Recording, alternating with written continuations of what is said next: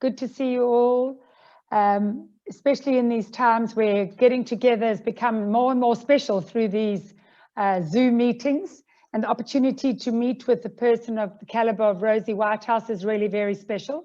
As Claudia mentioned, this evening's webinar is a collaboration between our sister centre in Johannesburg and the Durban Holocaust and Genocide Centre. And I want to say thank you, especially to Tally Nates, my colleague and friend, who is the director of the Johannesburg Holocaust and Genocide Centre, and her wonderful team, who we work with so graciously and easily.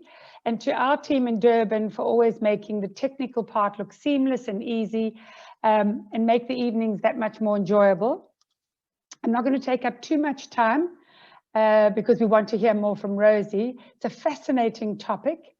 Rosie Whitehouse is an author and a journalist, a graduate of the London School of Economics. She writes actually for a number of international publications. And this evening, we're going to be discussing with Rosie her recent book. It was published in September, called The People on the Beach. The book tells the story of a group of Holocaust survivors who boarded a ship in 1946, taking on the might of the British Army, the British Navy in the process. And how we're going to plan for the format is that this evening, Tally and I will have a conversation with Rosie. She'll share her insights and thoughts and the journey, which was long and arduous and very meaningful, all rolled into one in creating this book. And then we'll take all questions from you, the audience, and ask those of Rosie at the end. So without much more ado, I'm going to dive right in and ask Rosie to please share with us. Particularly recently, there are a huge number of Holocaust books that have been published and written, obviously. But this is a relatively unknown story, and I certainly hadn't heard of it. And I'm sure many in the audience had found it intriguing and piqued their interest in terms of this secret ship that was bringing illegal immigrants to the British mandated Palestine. How did you discover it? Or how did you first discover it? And why do you think it's remained relatively hidden?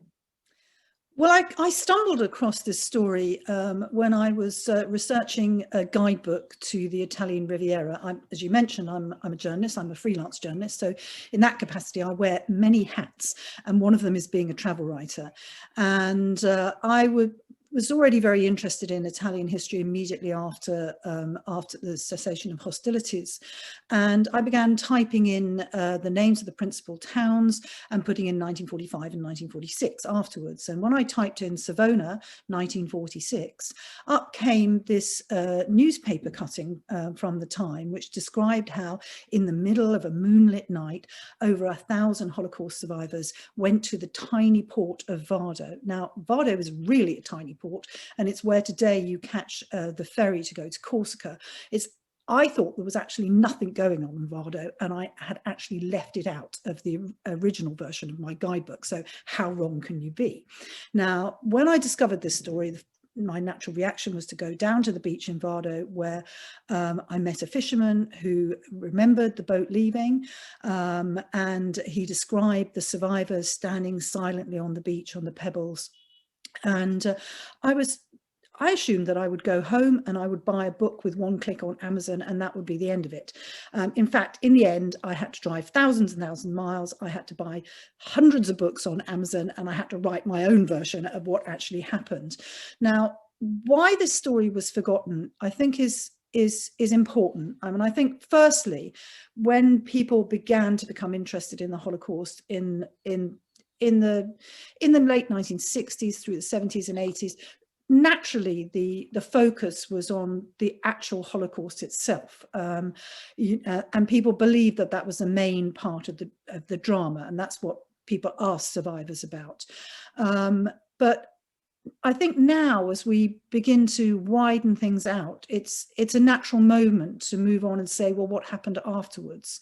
Now, I think that some of these stories which I've told in the book. One is of the rescue of Holocaust survivors from very dire situations by the Jewish underground, was a story which actually could not be told until quite recently, because this underground who helps the Holocaust survivors after the war carried on operating. It helped the Jews in Arab lands to escape. It helped Soviet Jewry. They were the same people. So Golda Meir said that this story would be told over her dead body. Well, Golda Meir is dead, but also things have changed, and the rescue of Jews from dangerous places has matured and is now carried out in a different way, because so it's quite safe, I think, to tell this story. But also it was one which people who were the protagonists in it chose not to remember themselves. A big part of this story was played by socialists in Italy. Now, the people don't like to remember that they were involved in gun running and people smuggling, because that's essentially what was at the core of this story. But also those on the left in Italy, when they began to take the Palestinian cause to heart, they chose to forget that they had actually helped Holocaust survivors go to Palestine. So I think that there are many reasons why this story literally fell between the cracks. And I think it's very odd, because what happened in these period from 1945 to 1948 are the missing years between two really seminal events in European and world history, the Holocaust and the founding of the State of Israel. So yes, I was very surprised. And I must say, I had moments of intense self-doubt when I was researching this book, thinking, have I actually gone completely mad? Am I the only person who thinks that this is a missing part of history? And so yes, it was a very odd experience to uncover a story which wasn't told. But as a journalist, that was absolutely fantastic for me. So thank you so much, Rosie, for starting this journey that you took over so many years. And first of all, let me say that we have Holocaust survivors in our audience, that some of them were, also escaped from Europe to the United States, or to Israel, or to South Africa. And it is a great honor, to have them here with us. So maybe the question that I would like to ask you is why these Holocaust survivors that you are talking about did not want to stay in Europe, did not want to return to their homes. Yay, we are liberated. Let's go home. Let's rebuild our life in Europe. Why did they want to take this unbelievably dangerous route and boat ride to the unknown, to Palestine, to British mandated Palestine? Oh, well, I think that the simple answer is that it was too dangerous to stay at home. And I think, it's a natural instinct to want to return home. Nearly a vast number of Holocaust survivors did return home. But we have to remember that the people who made this journey to the Italian Riviera to catch this secret boat, they had come predominantly from Central and Eastern Europe. And whereas Holocaust survivors, like my own mother-in-law, returned home to France, where they lived their lives out, and people returned to Italy and they did not choose to leave, it was because the situation on the ground had actually not changed dramatically. And what had happened in large parts of Eastern Europe was that the situation had changed, that there was no return to the life that had been there before. And I think that I start the book telling the story of what happened in the town of Rivne, which is now in Ukraine, but many of you may well know it as Rovna, which was the first town in pre-war Poland to be liberated by the Red Army in February 1944. Now, in 1944, the Jews who had been liberated, who'd been living in the forest, who'd been in hiding, or some of those who had been in the Soviet Union, began to return home to Rivne. It was too dangerous for them to live in the countryside, so they decided that they would try to re-establish a Jewish community in the town itself. Now, this is really extraordinary. And one of the people that I met when I was writing this book was a gentleman called Yitzhak Kaplan, who was 16 when he sailed on the Josiah Wedgwood. Now, his family had escaped to the Soviet Union and they returned to Rivne, and they believed that they could start a new life. His sister married a partisan.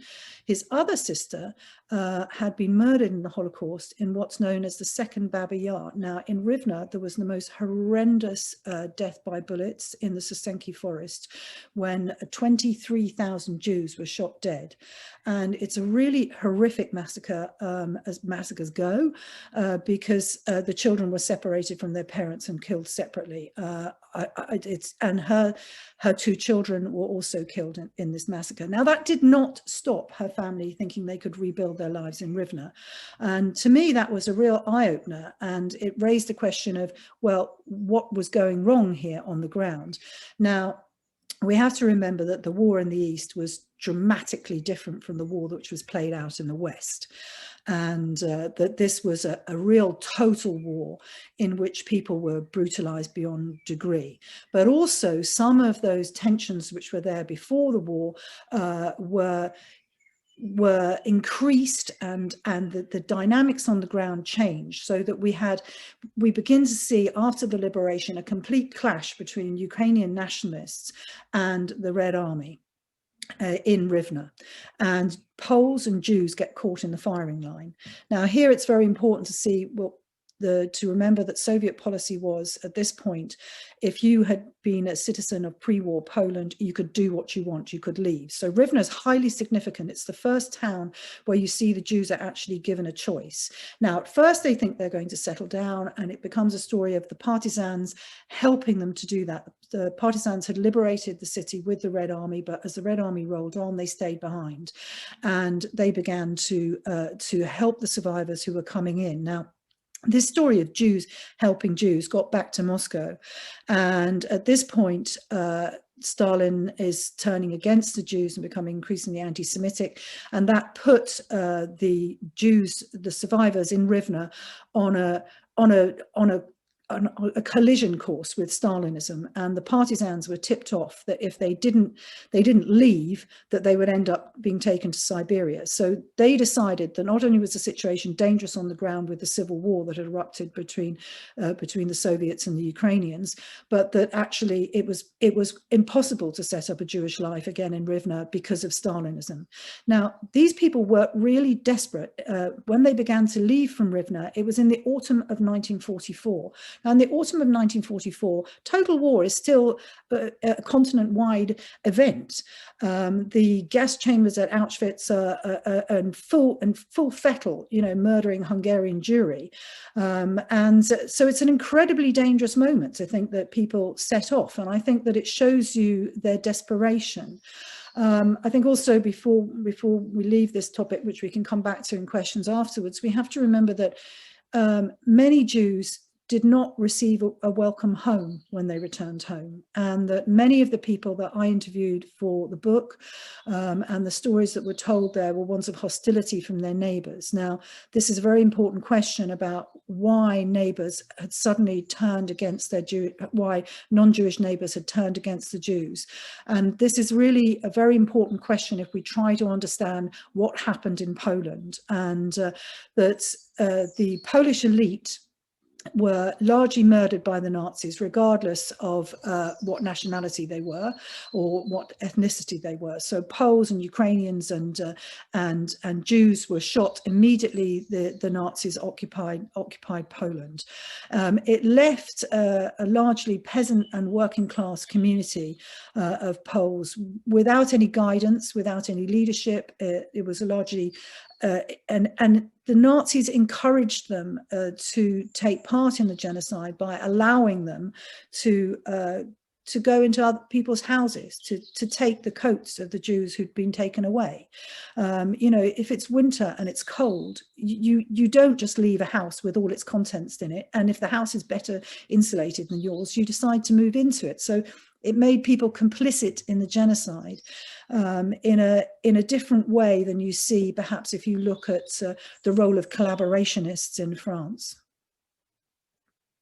Yeah, thank you. It's a complicated story, and we will get back to it later. Mary? So with those questions and the discussion around post-war Europe for Jews, was there organized Allied support? What happened? What was waiting for those Jews who were in Europe after the war?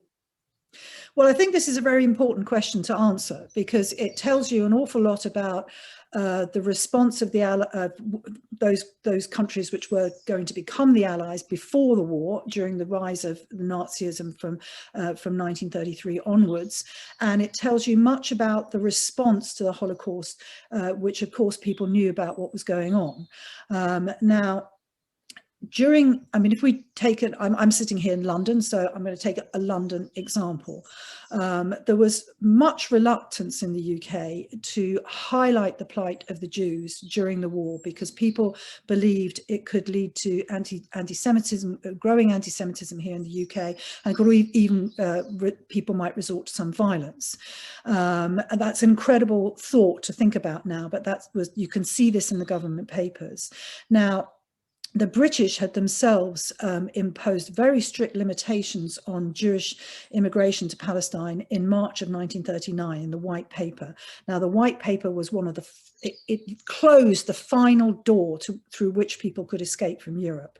So we see this ongoing problem, so that if you see how the British respond to the Holocaust survivors, who are mostly concentrated in the American and the British sectors of Germany, that they refused to recognize the Jews as a separate identity. This was Allied policy at first, but we see it was reformed within the American High Command, who eventually came to recognize the Jews as an independent group. But the British carried on lumping them together by nationality. So if you were a Holocaust survivor, you'd just be classified as a Pole, and you'd be put in with other Polish workers who ended up in Germany, and the policy was that you were all going to be shipped home.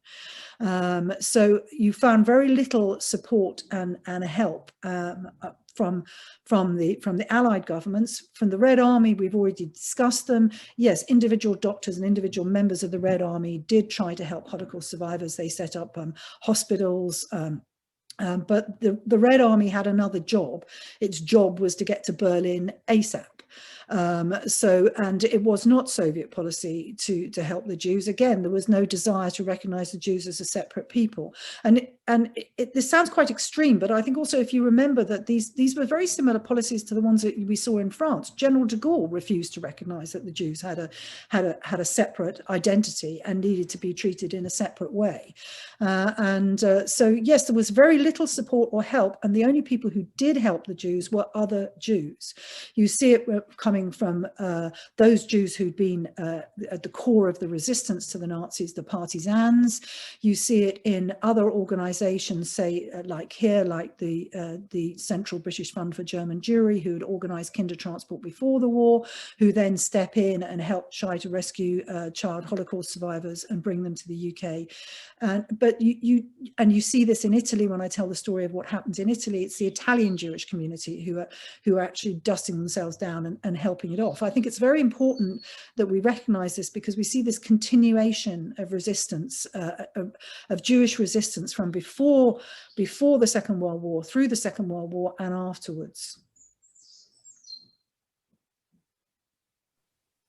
Rosie, it's amazing. I know that if you can develop it a little bit more, you were talking about, and you were writing about, Jews that found themselves in the same, let's say Ukrainian Jews, that found themselves in the same sort of holding pens with perpetrators. Can you talk a little bit more about that? Because that is not something that people know about.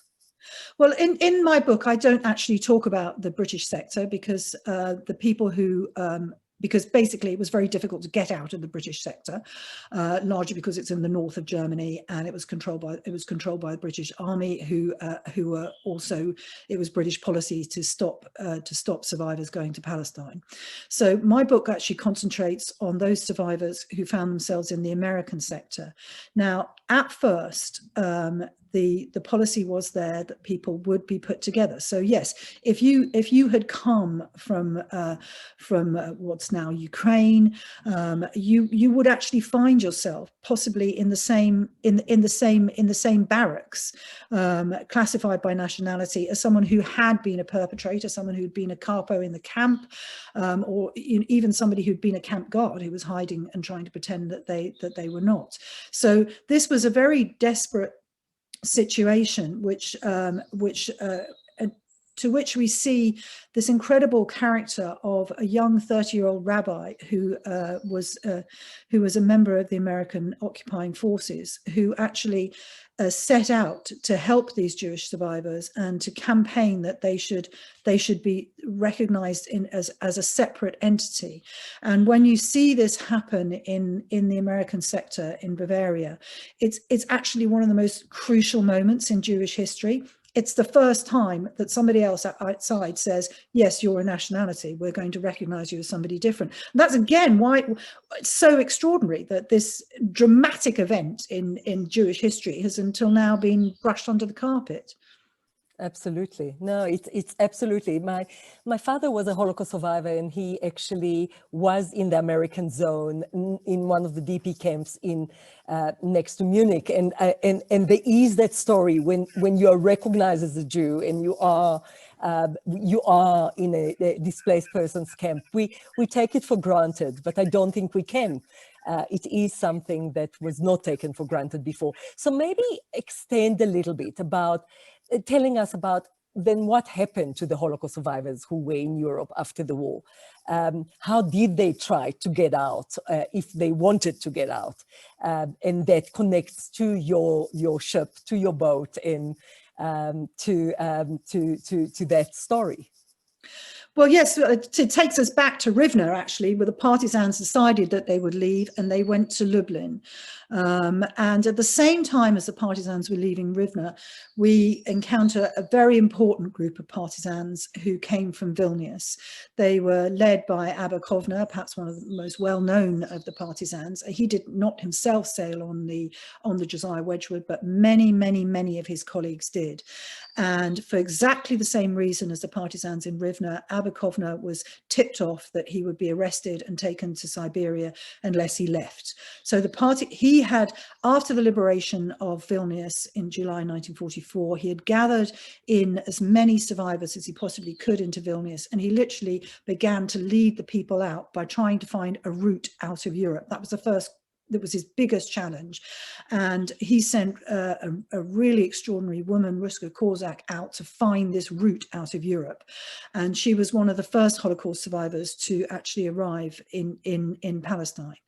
But Kovner carried on from Lublin, then down into Krakow, and then down into Bucharest. And Bucharest plays a really important role in this story, because by the time Kovner arrived in Bucharest, the other group of people who were going to help the survivors were the Jewish Brigade, who had fought up Italy. They were a unit of the British Army who'd been recruited in Palestine, and when the war came to an end in May the 8th, they actually decided that they would go against British Army rules and they would drive north to help survivors, and they ended up in Bucharest at the same time. So you begin to see what this route out of Europe connects together as the partisans come down from northern Eastern Europe, and they connect with the Jewish Brigade, who are based in Italy, who then open up a pathway through which people can leave. And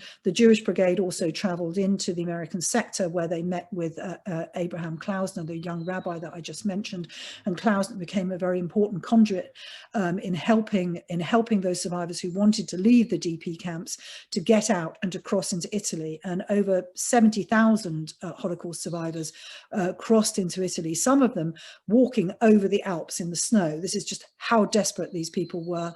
And I think it goes back to show how little assistance there was, because even when Jews had been recognized as a separate group, they were still not given any particular extra help, and the suffering that they'd been through in the Holocaust was not recognized by Allied administrations at this point. They were quite keen to help small children, but they were not very interested in older people, and certainly not people who were my age, who were basically left to rot. It's so interesting, Rosie, when you talk about different ages and what sort of people. Tell us a little bit about the people that actually were on the boat, that Josiah Wedgwood. Do you, I mean, I know you met a couple of survivors, or a few, but the profile of the people, what sort of people were they? I'm sure we'd be very interested to know a little bit about who they were on board ship.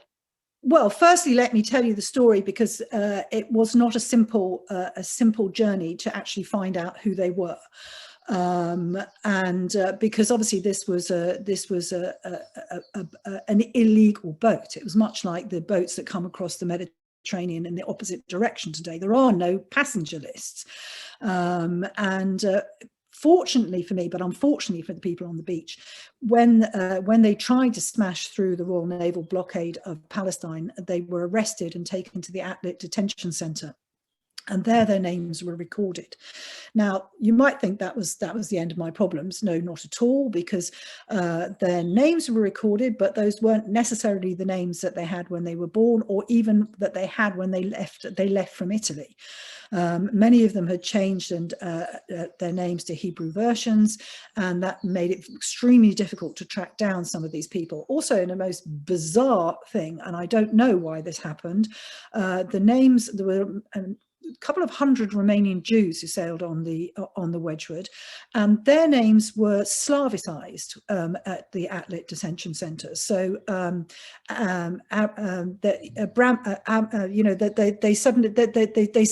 they suddenly appear to have Slavic names, which made it impossible to trace them and to find their story. So unfortunately, I was not able to actually tell the story about how those couple of hundred Jews left, whether they'd been in Transnistria, whether they'd been in hiding, or where they had come from.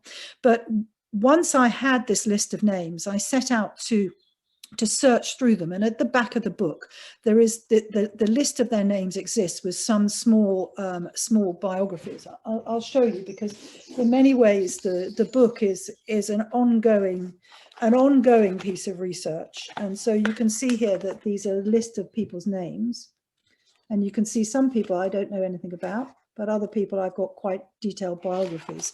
Now, many of the people that I tracked down, I literally spent days and days and days and days and days searching for them.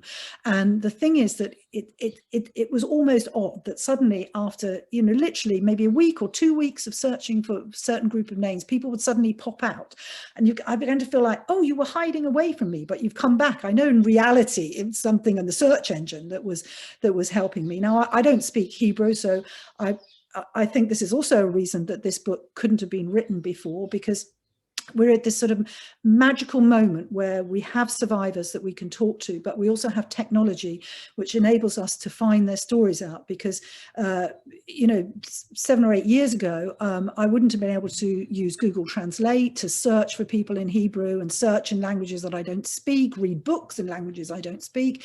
And all of this came together in a sort of perfect storm, which enabled me to find their identities. Now, immediately there were some very striking things that jumped out at me as soon as I put the list together. Firstly was that there were twice as many men as there were women. Now, you could say, is that because the mean 25% of female survival rate in the Holocaust, or was there something else going on here? You can't just jump to a conclusion and say that's why. There were far more Poles on the boat than anybody else. Now, is that because more Poles lived more Jews lived in Poland before the war? No, it's not that simple. So there were many interesting strands that began to come out of the research that I conducted, and it was actually really important to find out how these people were selected, because this wasn't just a roll-on, roll-off ferry where you could just turn up and buy a ticket. Somebody had to invite you to come on this boat.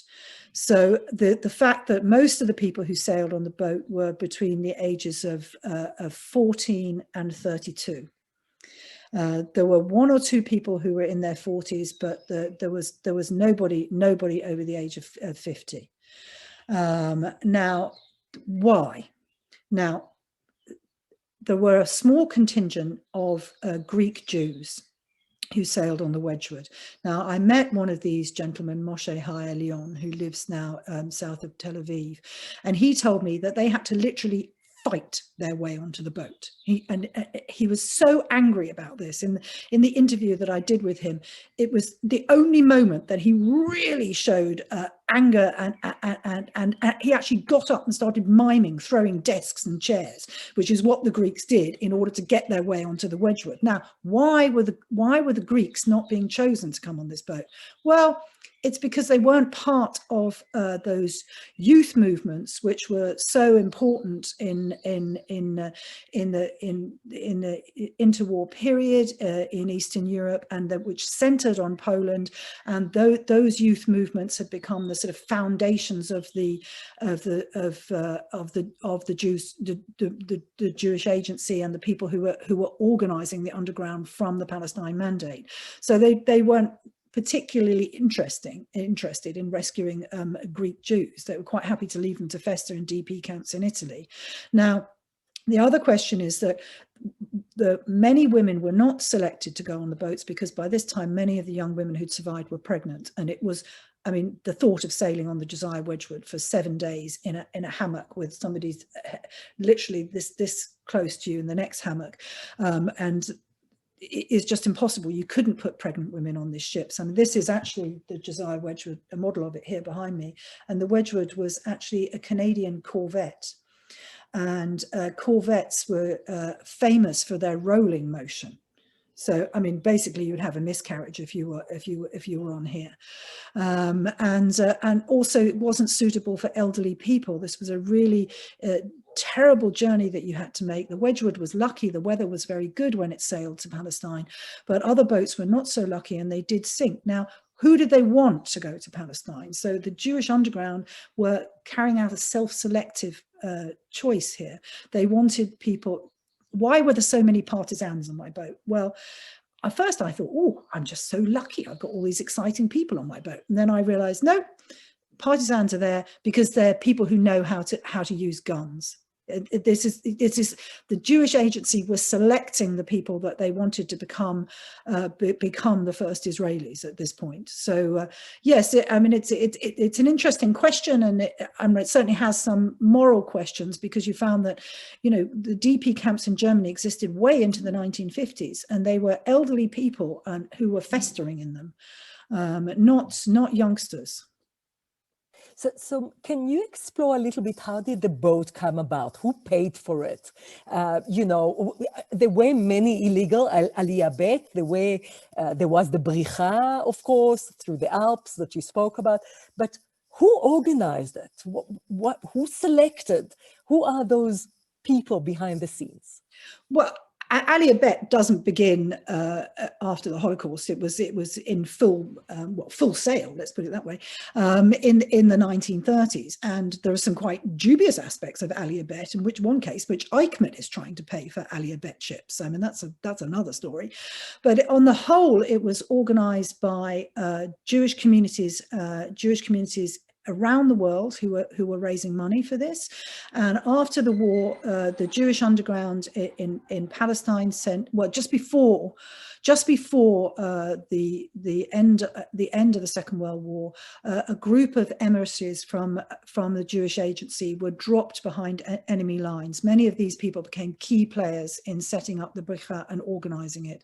Then after the end of the war, two key players were sent to Italy, a man and a woman, and they became the main organizers of aliyah bet in Italy. And so you see, what you see is you begin to see this, the Bricha comes down and meets with Aliyah, which is coming from the other way. Now, at first, it's quite a small scale thing where small ships are brought in Italy. The money comes from a number of aspects. The Jewish Brigade, they sold on the black market all of their whiskey and gin rations, all their cigarette rations, in order to raise money to help the Holocaust survivors. There were people printing, of course, Jews had been used by the Nazis to forge banknotes in the concentration camps. They used their skills, carried on forging banknotes, so that, you know, there's this huge underground world. As I said, it's people smuggling is what we're talking about. And then just as 1946 begins to dawn, Ben-Gurion realizes that he needs to make a splash, and he decides that he's going to get money from American Jewry. And this is the first time they begin to step forward to actually do much, actually, to assist Holocaust survivors. And they raise the money to buy the Wedgwood.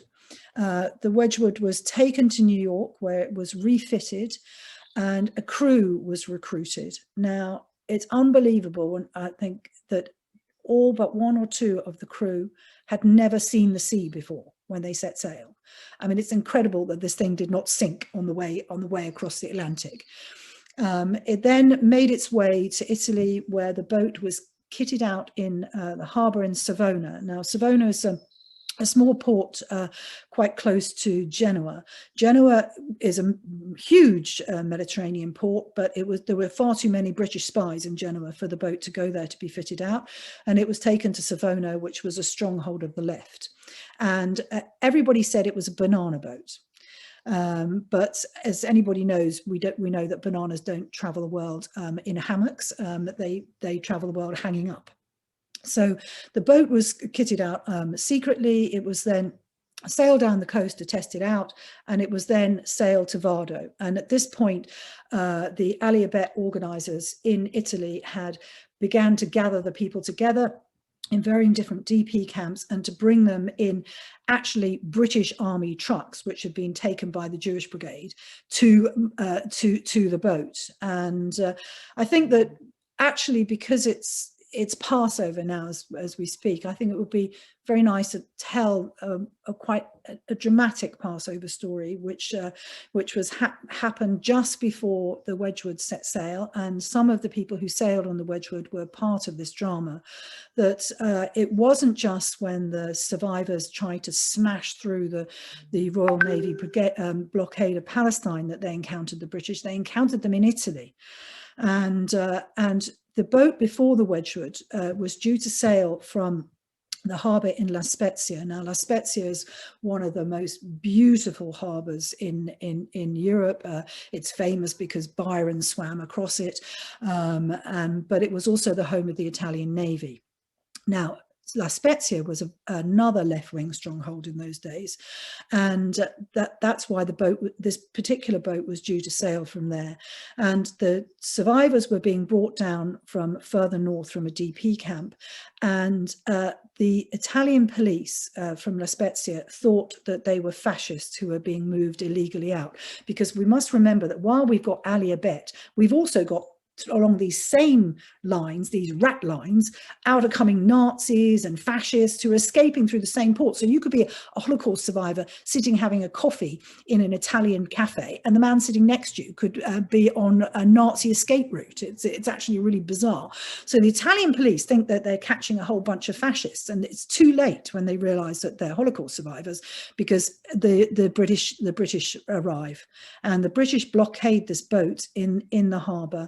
And the Holocaust survivors went on hunger strike. And then they threatened that they would kill themselves one after the other if the British didn't allow them to go to Palestine. It was a dramatic story which hit the headlines, and was only resolved when a British minister who was in Italy for conference intervened, and the British government stepped down, and they said that the survivors could leave. And before they left La Spezia, they celebrated Passover on the quayside. So this is the situation that was really desperate, and that I think if you actually understand from a British perspective how the how the Jewish underground was operating, it was very much for the British in a similar way to trying to deal with ISIS terrorists. There were people who were in Britain who were stealing Spitfires, who were stealing banknotes, who were trying to, and it's the same thing going on in Italy.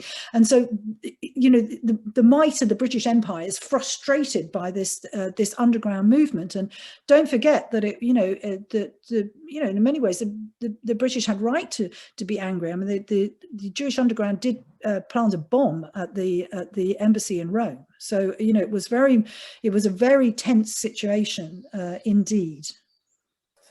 So you have British journalists writing about Britain, not as the heroes of the Second World War, the champions, but also in a way as villains, may I say.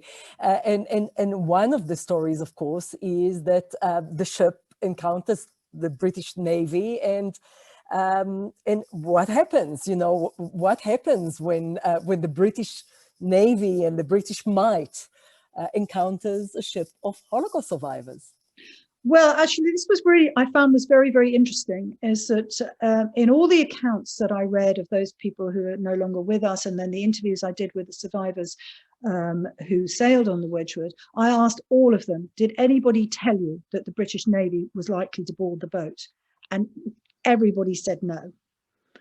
They had no idea. Now, remember, in the DP camps in Italy, people were being taught what was called at the time Palestinography. So you were learning everything you needed to learn about the geography of Palestine, the history of Palestine, how to milk a cow.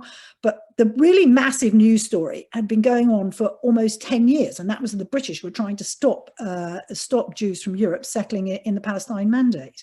Now, a lot of these people were quite young, so yes, I understand maybe they haven't taken this on board, but nobody mentioned it to them. Which I find is actually extraordinary. So when they arrive and they see the coast of Palestine, they see Haifa, it's this emotional moment when they all come out onto the bridgehead, and then they're told that alongside is the Royal Navy boats, and the Royal Navy are going to board the boats. So one of the things that they have to do is to throw all the armaments overboard. That's the first thing, because that would have been a really serious thing if the Palestine police had found the guns on board, which were stored on the deck.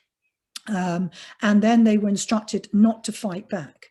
In some cases, people did fight back, notably on the Exodus, when there was actually a huge battle when the boat was boarded. But there wasn't a battle with the Wedgwood. The Royal Marines boarded the ship, and it's a really difficult story because many of these Marines who were sent to do this job disliked it intensely, and the British Army presence in the Palestine Mandate was enormous. The army was 100,000 people. It's absolutely massive, and it put the army in a very difficult situation. My own father-in-law was sent to the Palestine Mandate, and because he was Jewish, he was given a choice of whether he stayed or left. But you might feel intense sympathy for the survivors and for the plight that they've been put in. But you still have to follow army command, and you see this as the civil war on the ground, basically, in Palestine starts to heat up. You see that there are many members of the British Army who help out, who give armaments. It's a very complex story, and I think it's another one of these embarrassing British Empire stories. Basically, it goes along with the fact that over this last year in Britain, with Black Lives Matters, we've had to start to address where a lot of the money was made. Why is it called a Tate Gallery? Well, it was built on sugar, which was built on slavery, and this is another empire story which we preferred not to think about. It's as simple as that. It's not taught in schools. Some universities teach this as a course, but on the whole, it's a story that even people here in the Jewish community don't know very much about. It's incredible to think, as you say, as much as it's a lot of history is a blemish on the reputation of nations, but it has to be told nonetheless. So other than the British soldiers who came onto the boat, what sort of reception did the people receive? They've now left this really tough situation, spent 8 days, as you say, on a rolling hammock. When they arrived in Haifa, what kind of reception did they receive from people on the ground? Well, actually, crowding around the port were lots of people who had come to see if they had any news of their families. There were people holding up notices with the names of towns. There were people calling out names in the hope that their relatives who they knew had survived and were in Italy might be coming on the boat. But the people were immediately put into buses and they were driven south to the Atlit detention centre.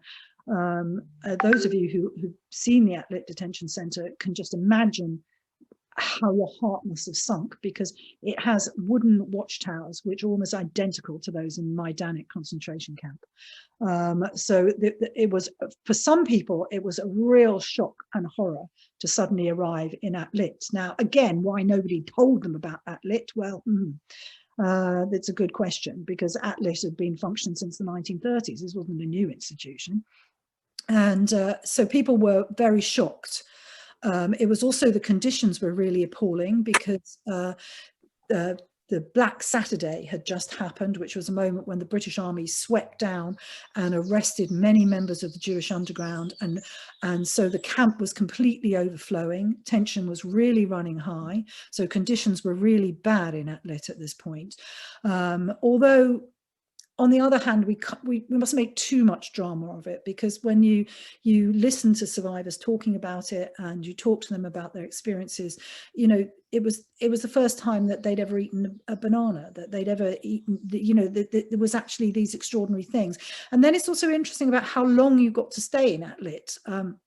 Basically, the partisans started going and arguing that they should be released first, which they were. So again, the less voice you had, the longer you stayed in the Atlit camp.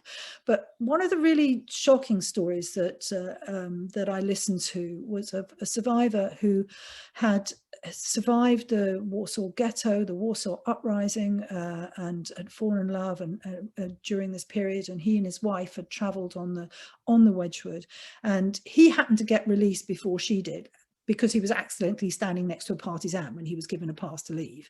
And he was given a small sum of money, and he went off to Tel Aviv to try to find them somewhere to live. And in his testament, he said it was the first time he cried. It was the worst moment in his life. I mean, that's just such a shocking thing to hear when you think this man had come from hell and back. And it was actually when he arrived in Tel Aviv and he had nowhere to go, and he was basically bankrupt.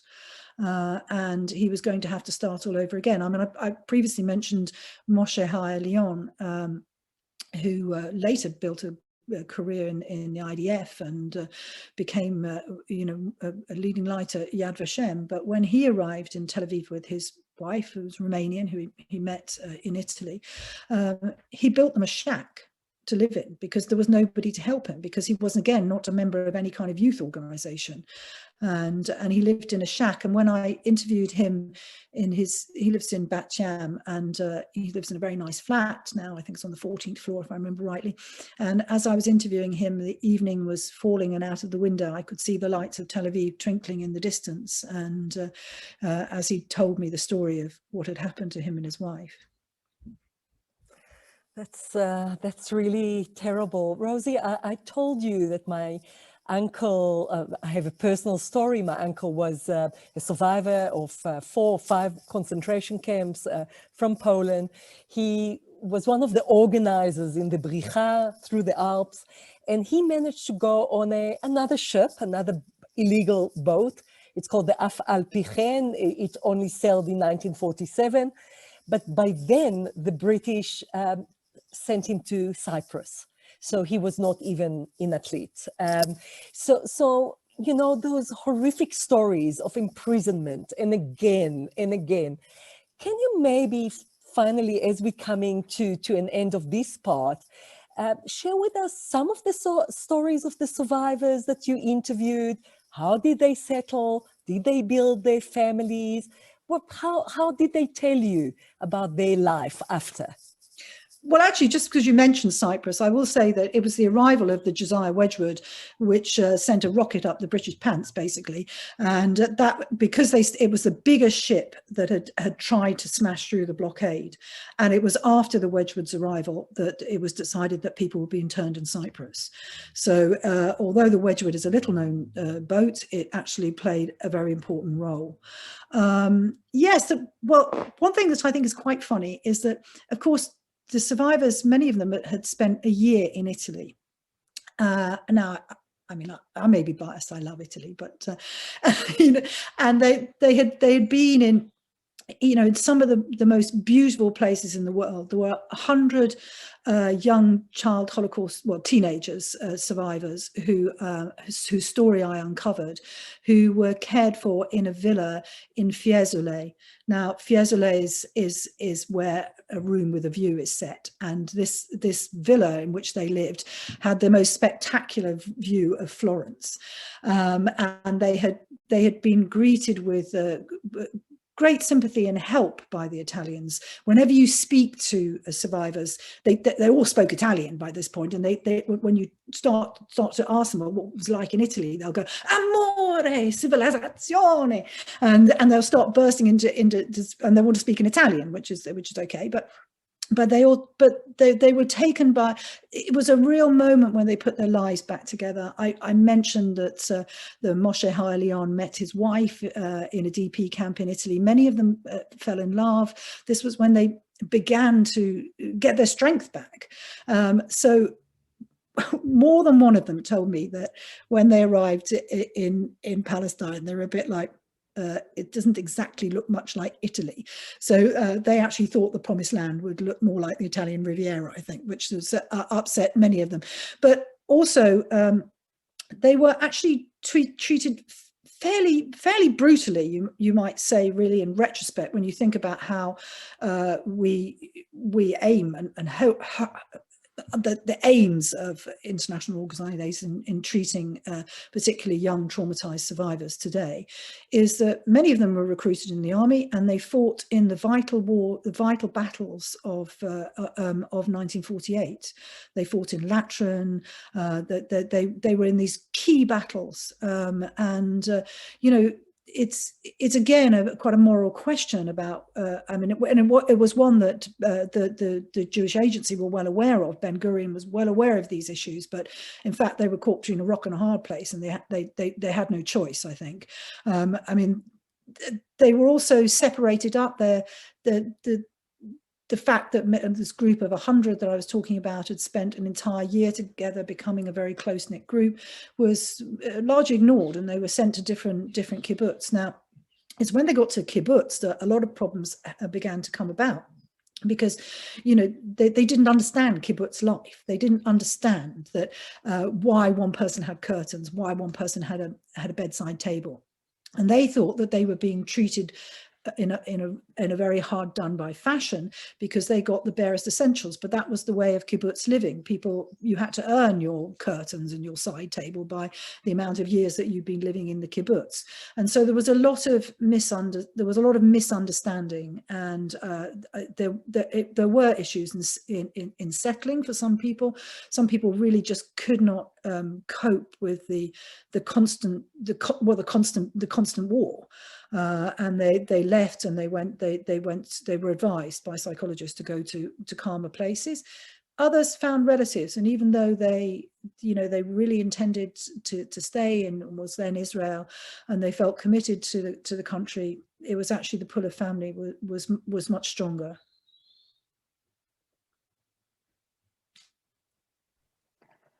Thank you, Rosie. You mentioned, and it's a slight digression, you mentioned earlier when we were chatting, a personal connection for you. I know you mentioned your husband is a war correspondent, and I wondered if you'd share a little bit about what's been a personal motive for you in terms of these kinds of important stories, untold stories. Yes, well, you know, the first thing is that, I mean, actually the survivors all pick up on it. I mean, I'm not just the survivors I've written about in this book. I work here in the UK with an organisation called the 45 Aid Society, who represent over 700 Holocaust survivors and their families. So people often go to me, well, Whitehouse, that's not a Jewish name, is it? And I go, no, it isn't. But then I always preface that by saying, well, my married name is Mrs. Judah. And actually, to my amazement, lots of survivors have then said to me, oh, that's all right, then I don't have to watch what I say to you. And I find that was a revelation to me. I was like, oh, well, what wouldn't you have told me? And then I found that in the conversations, I think in particularly here, of one gentleman who's actually, his life is quite important to think about now, since we've all been through so many lockdowns. He was called Menachem Kriegel. He lives in Haifa today, and he spent 18 months in a cupboard with his mother. My kids were horrified at the thought of having to spend 18 months with me in a cupboard, but he was literally locked away. But he told me this. First, he began to tell me about his life and his family.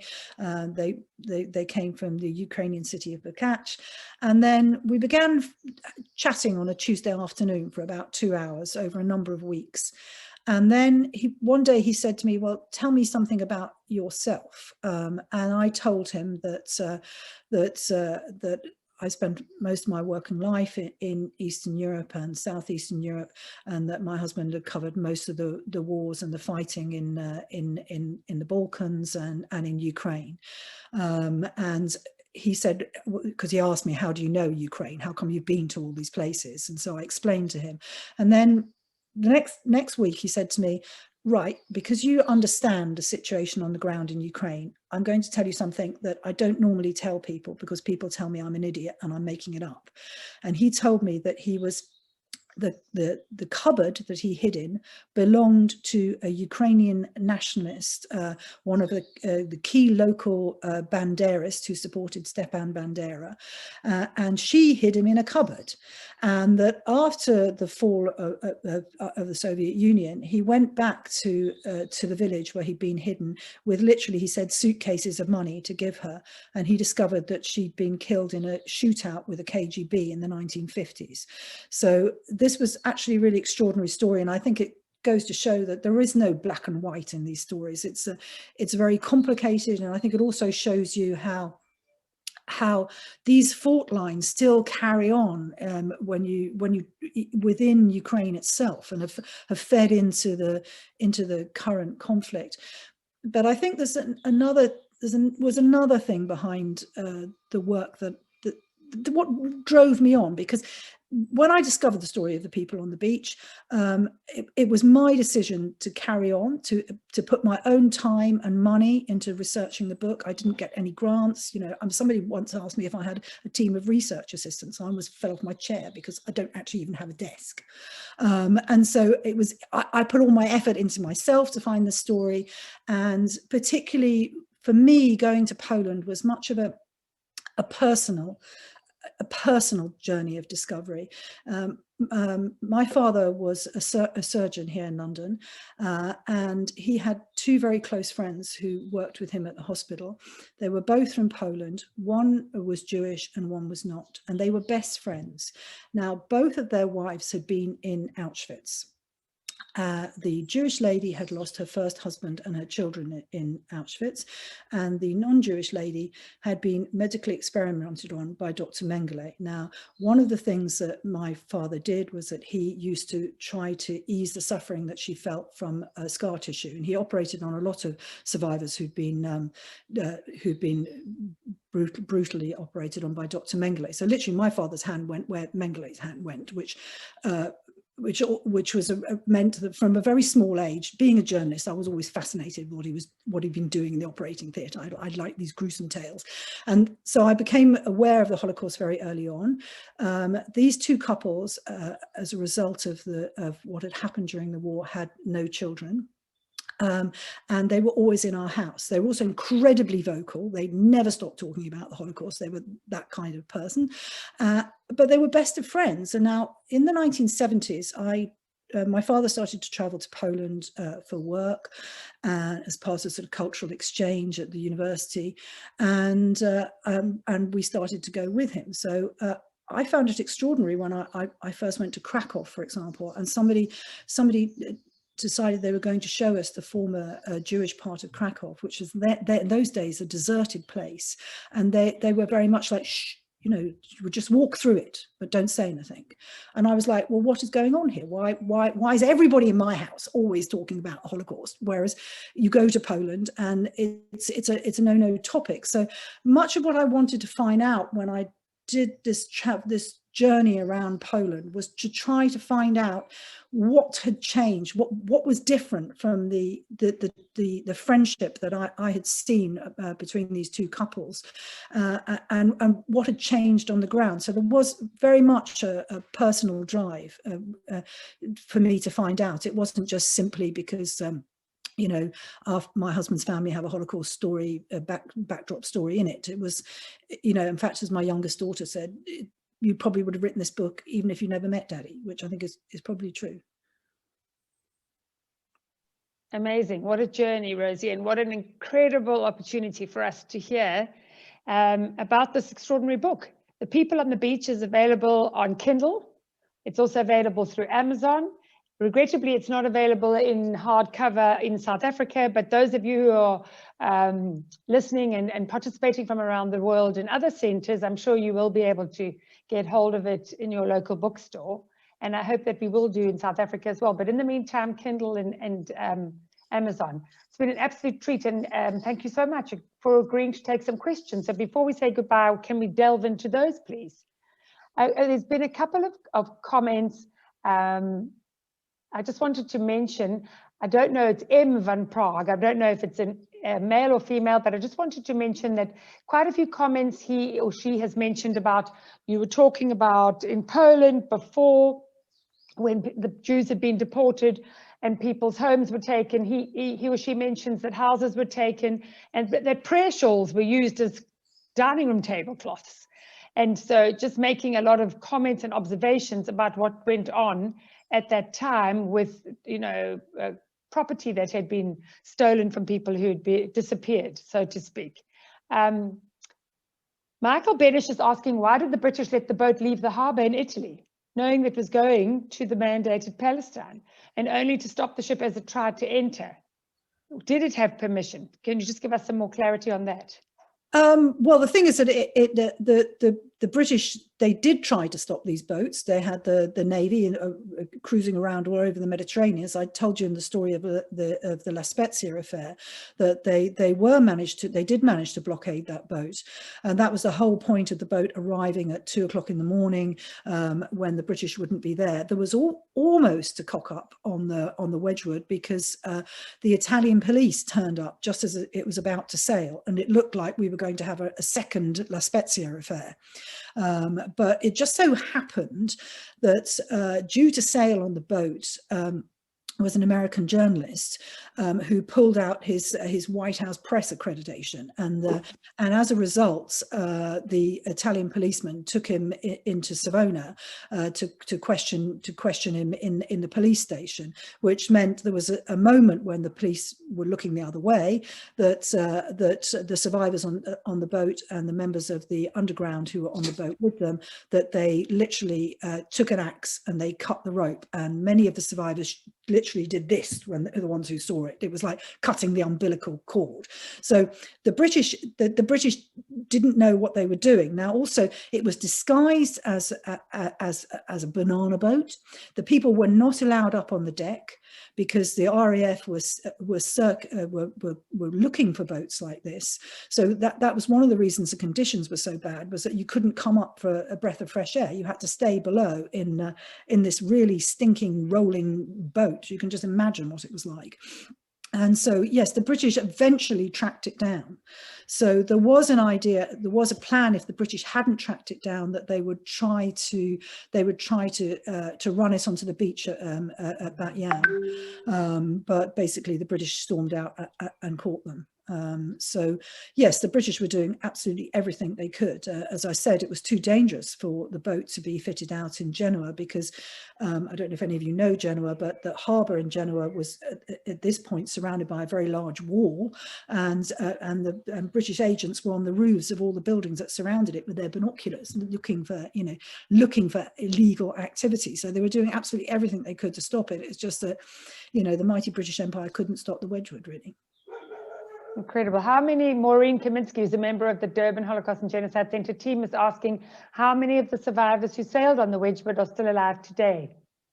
Well, I managed to track down about 10 of them who I spoke to. I spoke to live in Israel. And it's also been very interesting is that since the book came out, because I said to you, it's got a list of people's names in the back, some families have begun to contact me and to say, oh, I think that one lady couldn't believe it, because one of the people that I've written a lot about, and I write a lot about in the book, was one of the boys who was in this villa in Fiesole, and I tried to contact his daughter to try to find out more about his life, but the letter came back unanswered, and she said that every year on Holocaust Memorial Day she types in the names of her family, and this year she had a most enormous shock because there were endless newspaper articles about them, and we had a long Zoom and a long conversation, which was very nice. So hopefully more people will come forward, and I'd really like that to be a project that grows and carries on. Gladwin Lehman wants to know about how many of these vessels sailed between Europe and Palestine before the State of Israel was established. 56 boats left from Italy. The Wedgwood was one of the biggest ones. Some of them were very small. How many passengers on the Wedgwood, Rosie? 1,000. Well, this is an interesting question, because when I got the list of names of those who were arrested at Lit, it has 1,350 names on it. And then as I carried on with the research and I read a book written by one of the crew members, he describes all the children on the boat. And I'm like, wait a minute, where are these children? They're not listed on this list. So the exact figure is not clear, but there were definitely children on the boat, and one child was born on the boat. It would be great to find that person. So basically this is a kind of like spread the word type of thing, where we've got to find out who they were. And but even the most famous of these Aliyah Bet ships, the Exodus, has a was linked to Italy, because it was refitted at Porto Venere, which is in the La Spezia harbour, and was then sailed to France, because at that time it looked like it was safer to sail the boat from France, and it sailed from Sète, which was actually the left-wing stronghold and the constituency of the French Minister for Transport. So it was not an accidentally chosen harbour. And Carolyn's asking, has it been the book been translated into Italian?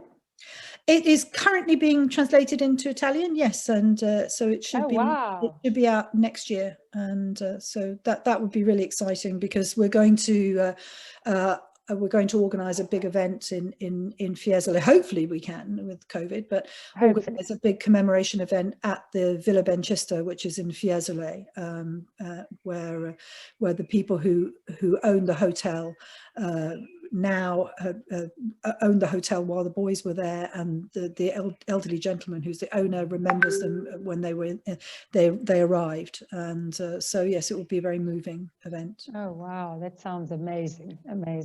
And also a politically important event. I think that's something which, particularly since a lot of people here are not in Europe, is that it's easy to forget that the Holocaust is living history. I mentioned this in referral to Ukraine, where the events of the Second World War are still being played out on the ground, but it's a very political event. So that my book isn't just a history of what happened to the people on the boat. It's also a history of, it's also an account of why it's being remembered now and who is choosing to remember it and what are their motivations for doing so. And it's very interesting because in Poland, many people who want to remember the story of the Holocaust, it offers them an alternative way of opposing the government. It offers a lot of people a more trendy identity to literally come out as being Jewish. They're not necessarily part of any religious community, but they're part of a wider community. So there are far more Jews in Poland than the statistics would tell you. But also as you move into Germany and into Italy, it's been much of the work that's been done in recent years to revitalize the story and record it has been due to the refugee crisis. And in Italy, the left decided to remember this story because they can conveniently hit the right over the head with it. And in Italy, it's a very political story. It's about showing Italians that they did this wonderful thing after the Second World War, so they can do it again. Fascinating. That's a subject for a whole nother webinar. Rosie, our team have put into the chat for everybody's benefit the link to the book depository, which has free delivery worldwide. Thank you, Linda Glassman, for sharing that with everybody. And also Amazon links. So we'll leave the chat up for the next couple of minutes so that you can make sure you can access this fascinating book.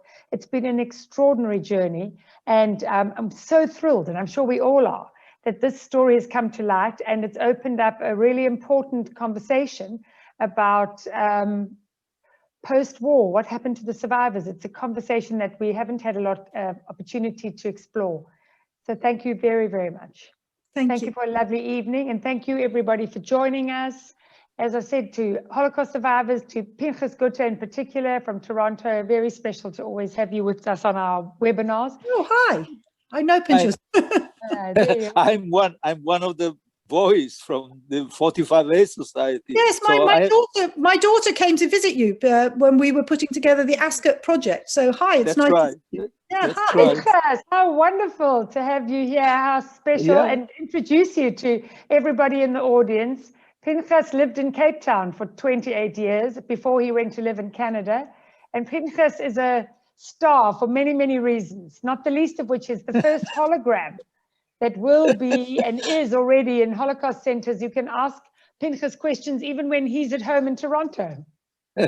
I just want to share something with you about what you said in the beginning, that everything is not black and white. You know, I was liberated by the Russians in Theresienstadt, and there was an epidemic at the time of typhoid. I had already typhoid in Skarżysko, you know, in 44, 43 or something like that.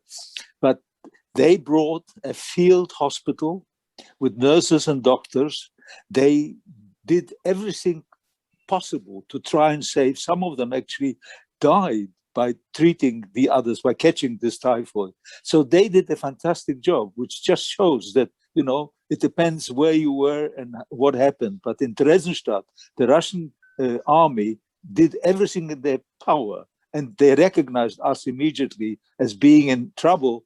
They brought field kitchens and field hospitals, and there was a brigadier general there who spoke to us and said, we are going to make everything possible. And of course, he finished every speech with "Za Stalina i za Rodzina."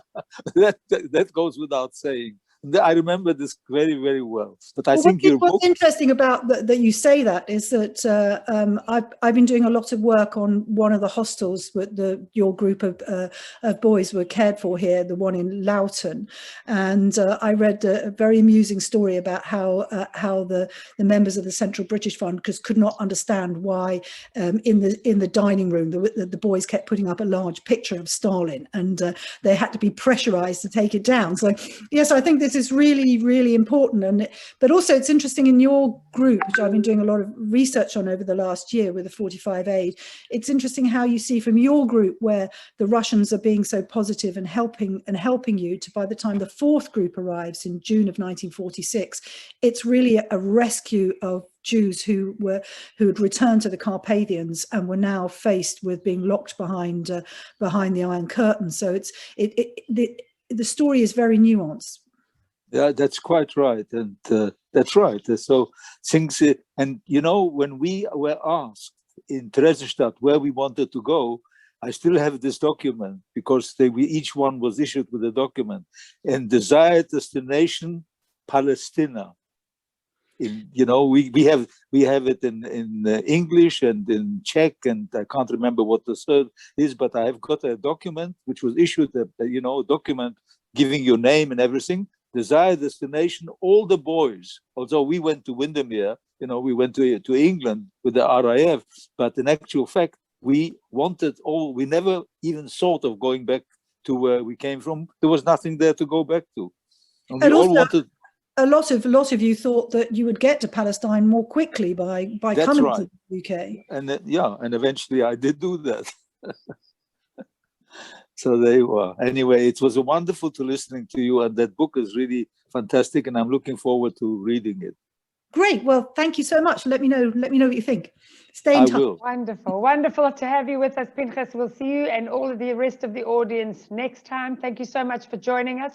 Thank you, Tali and the Johannesburg team, for your wonderful help and support and partnership as always. And Rosie, I hope to see you in person in London in the not too distant future. We look forward to remaining in touch. And thank you for your extraordinary evening. Thank you. Bye, everybody. Bye. Thank you, Rosie. Thank you, Pinchas. Hi, Pinchas. Chag Sameach. Chag Sameach to everyone. Yeah.